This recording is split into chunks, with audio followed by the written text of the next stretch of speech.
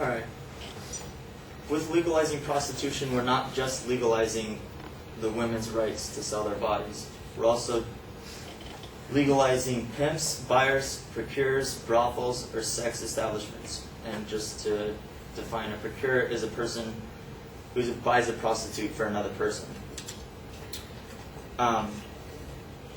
With legalizing it, the government would essentially become a pimp.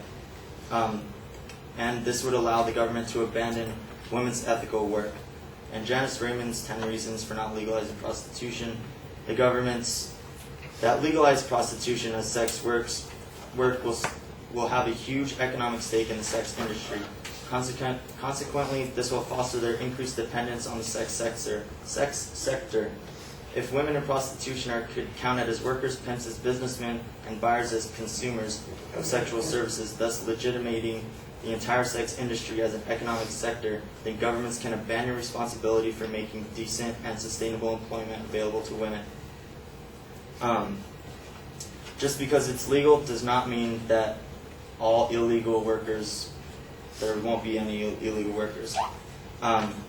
In Suzanne Daly's New Rights for Dutch Prostitutes but No Gain, in the Netherlands, women in prostitution point out that legalization or decriminalization of the sex industry cannot erase the stigma of prostitution, but instead makes women more vulnerable to abuse because they must register and lose anonymity. Thus, the majority of women in prostitution still choose to operate illegally and underground. Members of Parliament who originally supported the legislation of brothels on the grounds that this would liberate women are now seeing that legalization actually reinforces the oppression of women. This is where it's legal. Also, with legalization and under brothels, as more brothels open, there's going to be more competition.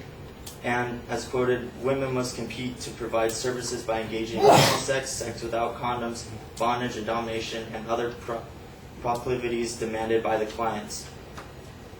So this will expand the industry far beyond any legislation or laws that the positive side is stated.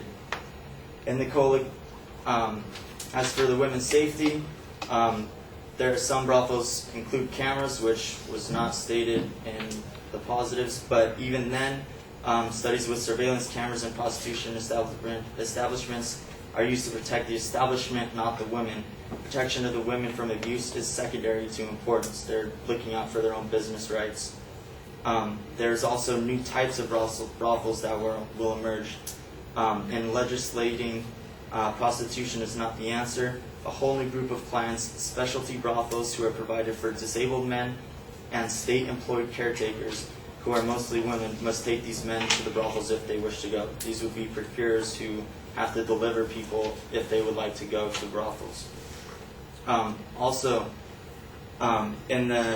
In my interview with Dennis Hoff, who's the Bunny Ranch, which most of you probably have heard of, brothel in Nevada, he stated that last year in Nevada they spent $8 million policing illegal prostitutes still. In California, San Francisco Task Force on Prostitution estimated the annual statewide prostitution-related cost from judicial salaries, clerks, bailiffs, and courtroom overhead at approximately $2.5 million. That's still far less than $8 million that's spent in Nevada, where it's legal. This is stated in Sarah McKnight's Prostitution is a violent, disruptive business. And also, they stated that they would have STDs tests every 2 months.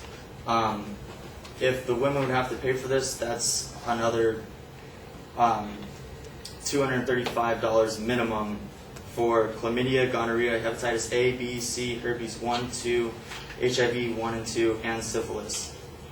So that's another expense that they would have to take out of their pocket, which I'm sure most of them, if they had a choice, would not want to spend that twice a month or every other month.